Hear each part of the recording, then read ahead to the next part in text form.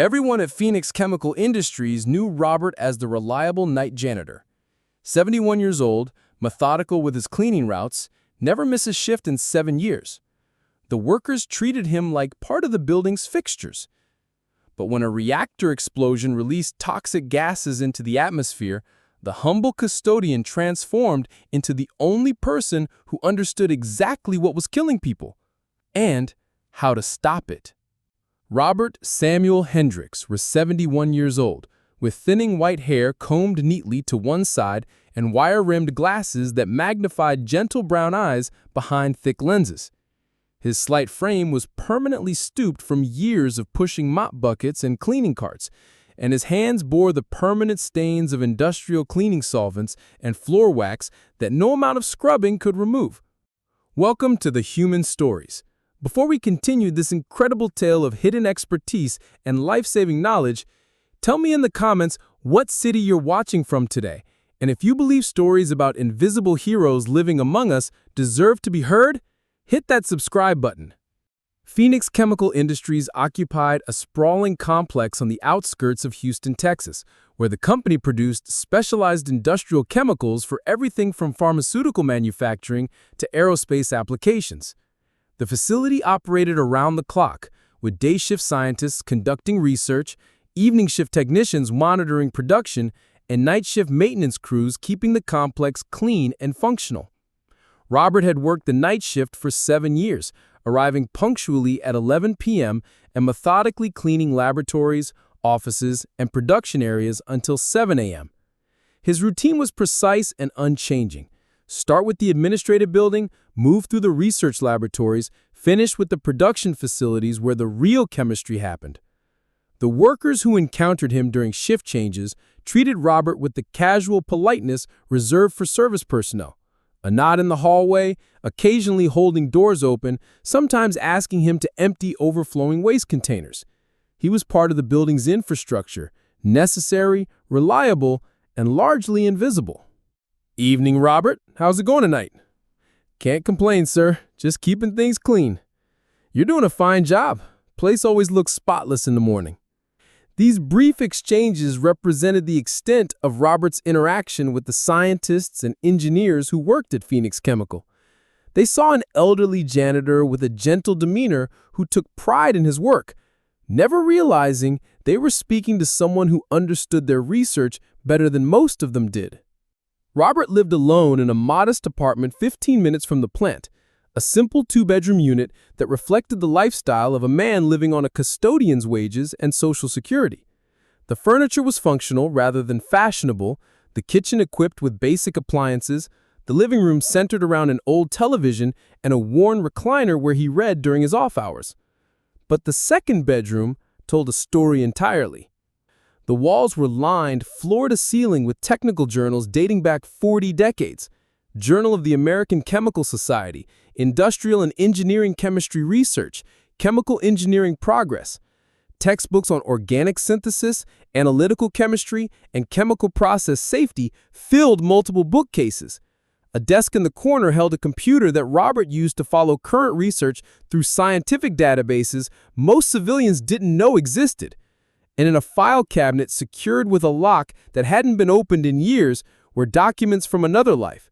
Patents bearing Robert Hendricks' name as principal inventor, peer-reviewed research papers with his byline, and awards from chemical industry organizations recognizing contributions that had advanced the entire field.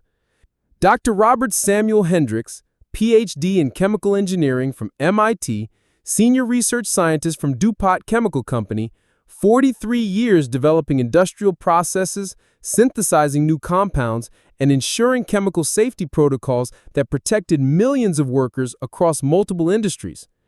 His specialty was hazardous materials handling, understanding how dangerous chemicals behaved under various conditions, designing containment systems that prevented accidents, and developing emergency response procedures when containment failed.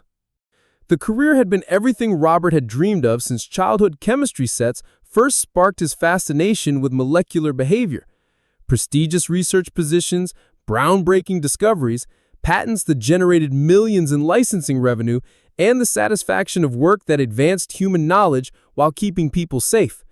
But corporate downsizing in 2016 eliminated Robert's position, along with dozens of other senior scientists whose experience was deemed less valuable than younger employees who worked for lower salaries.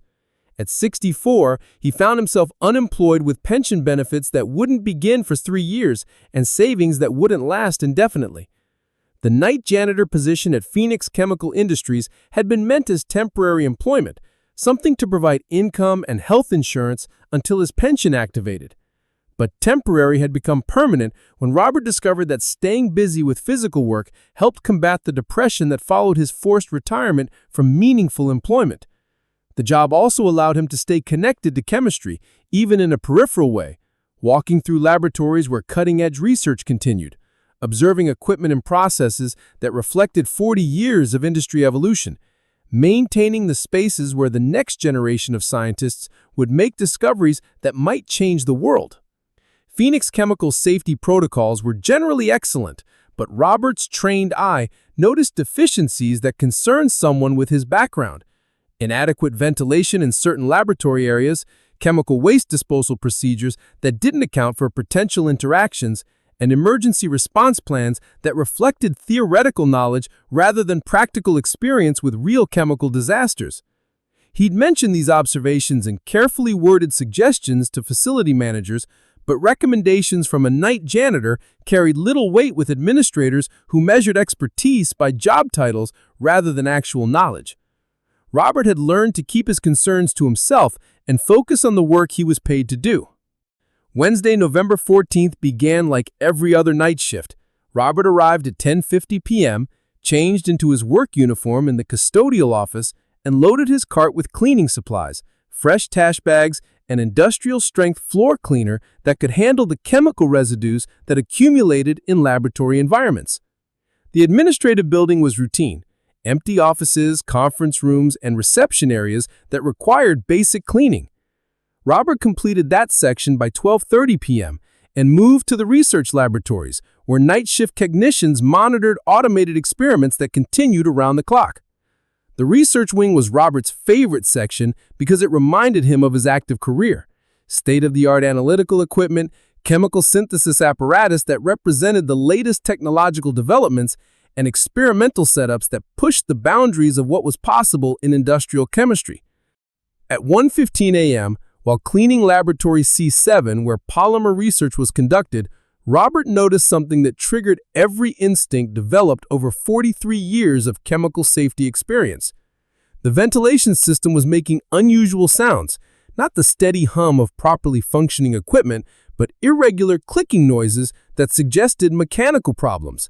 More concerning, the air in the laboratory felt different, heavier, with a barely detectable chemical odor that didn't belong in a properly ventilated space. He'd spent decades learning to trust his senses in chemical environments. Subtle changes in air quality, unusual odors, equipment sounds that deviated from normal patterns. These details could provide early warning of problems before they became disasters. He completed his cleaning routine, but made a mental note to check the building's main ventilation systems, which he accessed during his rounds through the mechanical areas that most employees never saw. At 2:30 a.m., Robert's concerns escalated dramatically. The main air handler unit for the research wing was overheating, its control panel displaying error codes that indicated multiple system failures. Worse, the chemical extraction system that removed toxic vapors from laboratory hoods wasn't functioning properly, allowing potentially dangerous gases to accumulate in areas where they could interact with other chemicals or reach concentrations that posed health risks. Robert had seen similar situations during his corporate career. Ventilation system failures that seemed minor but created conditions for catastrophic chemical reactions. Equipment malfunctions that started small and cascaded into plant-wide emergencies. He needed to report this immediately to facility management, but at 2:30 a.m., the only authority figures in the building were night shift supervisors who lacked the technical background to understand the severity of what he was describing. Robert tried anyway. "Mr. Patterson, we've got a problem with the ventilation systems in the research wing. The main air handler is overheating and the chemical extraction system isn't functioning properly." Patterson looked up from his paperwork with mild irritation. He was 35 years old, had a business administration degree, and knew enough about facility operations to keep things running until day shift management returned. "Robert, I appreciate you keeping an eye on things, but maintenance issues need to be reported through proper channels during business hours. Just follow work order and the maintenance crew will look at it tomorrow." "Sir, this isn't a routine maintenance issue. When chemical extraction systems fail, toxic vapors can accumulate to dangerous levels. We need to shut down laboratory operations until—" "Robert, you're a janitor, not an engineer. I'm sure whatever you're seeing isn't as serious as you think it is. Just stick to cleaning and let the professionals handle technical problems." Robert stood in the supervisor's office, wearing his custodial uniform and holding a mop bucket, trying to explain chemical safety concepts to someone who saw only an elderly maintenance worker with limited education and no authority to make operational decisions. "Mr. Patterson, I understand your position, but I have some background in—" "Robert, I don't want to hear it. Do your job, file your report, and let management deal with technical issues tomorrow." Dismissed and frustrated, Robert returned to his cleaning rounds. But his 43 years of experience screamed warnings that administrative procedures and corporate hierarchy couldn't silence. At 3:45 a.m., those warnings became reality. The explosion started in Research Laboratory B12, where experimental polymer synthesis was conducted using chemicals that required precise temperature and pressure control. The ventilation system failure had allowed solvent vapors to accumulate beyond safe limits, and a spark from malfunctioning electrical equipment provided the ignition source that transformed the laboratory into an inferno. Robert was cleaning offices 2 floors above when the building shook like an earthquake. Emergency alarms activated throughout the complex. Emergency lighting replaced normal illumination, and the public address system began broadcasting evacuation orders in multiple languages. But Robert's trained instincts told him this was far worse than a simple fire. He ran to the nearest window and looked down at Research Laboratory B12. What he saw confirmed his worst fears. Dense orange smoke pouring from shattered windows, chemical flames that burned with colors indicating the presence of toxic compounds, and vapor clouds that were spreading across the facility's parking areas where evacuating employees were gathering. Dr. Robert Hendricks knew exactly what was happening. The explosion had breached chemical storage areas, releasing compounds that became deadly when mixed in the atmosphere. The orange smoke contained nitrogen oxides that would cause pulmonary edema in anyone who inhaled significant quantities. The vapor clouds were spreading hydrogen fluoride and other chemicals that could cause severe chemical burns to skin, eyes, and respiratory systems. And the wind was carrying the toxic cloud directly toward the residential neighborhoods that surrounded Phoenix Chemical Industries. Within 30 minutes, thousands of people would be exposed to chemical concentrations that could cause permanent injury or death. Robert had 2 choices. He could follow evacuation procedures, retreat to the designated safe area with other employees, and hope that emergency responders would understand the chemical hazards quickly enough to implement appropriate countermeasures.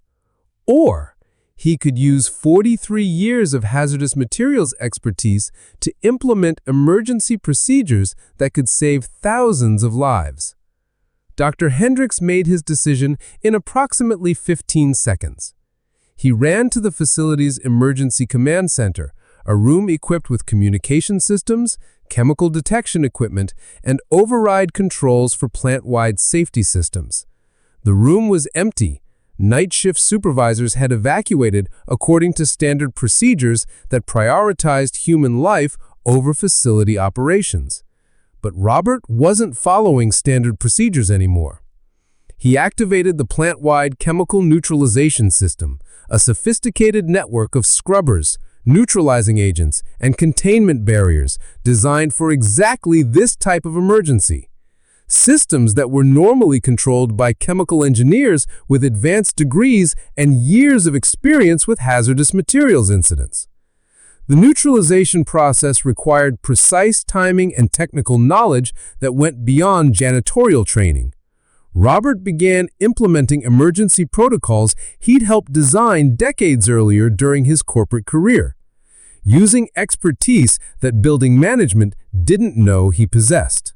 Emergency command to all personnel. This is Dr. Robert Hendricks implementing code red chemical release protocols, he announced over the facility's public address system, his voice carrying the authority of someone who'd managed similar crises throughout his professional career. The transformation was instantaneous.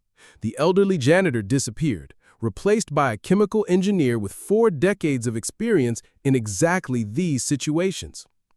All evacuation personnel maintain minimum distance of 500 meters from the facility.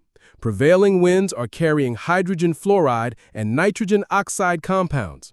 Emergency responders, I repeat, this is a Class 3 chemical release requiring specialized hazmat protocols. Robert's fingers moved across control panels with muscle memory from thousands of hours operating similar systems during his corporate career. Chemical neutralization procedures that required split-second timing, atmospheric monitoring to track dispersal patterns, and coordination of multiple safety systems that most people didn't know existed.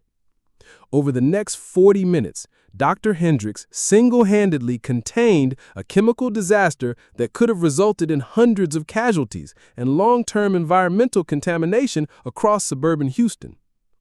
When emergency responders arrived, they found the crisis under control, toxic emissions neutralized, and a detailed technical briefing prepared by someone who understood every aspect of what had occurred and why. Who coordinated the emergency response? Fire Chief Martinez asked the evacuated employees. That was Robert, our night janitor, Patterson replied, still stunned by what he'd witnessed. I don't understand how he knew what to do. Chief Martinez looked at the technical documentation Robert had prepared, then at the elderly man in custodial uniform who was calmly discussing chemical properties with hazmat specialists who treated him as a peer rather than a maintenance worker. Sir, what's your background in hazardous materials? Robert adjusted his wire-rimmed glasses, straightened his cleaning uniform, and handed the fire chief a business card yellowed with age. Dr. Robert S. Hendricks, Ph.D., Chemical Engineering, Senior Research Scientist, retired. I spent 43 years preventing exactly this kind of incident, Robert said simply. Tonight, I just happened to be in the right place with the right knowledge when it happened anyway. The story made national news within hours. Retired chemist prevents toxic disaster while working as a janitor. But Robert Hendricks didn't give interviews or appear on television programs. He returned to work the following night, put on his custodial uniform, and resumed his cleaning rounds. Because some people don't seek recognition for doing what they've always done, using their knowledge and experience to keep people safe. Mr. Patterson visited Robert's custodial office the next week, carrying a formal apology and a job offer for a facility safety consultant position at 3 times his janitorial salary. Dr. Hendricks, I owe you more than an apology. I owe you my life, and probably the lives of everyone who lives within 10 miles of this facility. Robert looked up from organizing his cleaning supplies, the same gentle demeanor that had characterized 7 years of invisible service. Mr. Patterson, you couldn't have known. My job was to clean floors and empty trash cans. But when people's safety is at risk, training takes over. Why didn't you tell us who you were? Robert glanced around the custodial office, then at the Phoenix chemical facility where cutting-edge research continued in laboratories he'd helped make safe. Because the chemicals don't care about titles or credentials. They only care about whether the people handling them understand what they're doing and how to stay safe. Dr. Hendricks accepted the consulting position, but continued working night shifts to ensure that facility safety received the attention it deserved. He spent his remaining years training emergency response teams, improving chemical safety protocols, and mentoring young engineers who would continue advancing the field he had devoted his life to protecting. Because true expertise doesn't retire. It just finds new ways to serve and new people to keep safe. And sometimes, the most important knowledge is carried by the people everyone assumes know the least.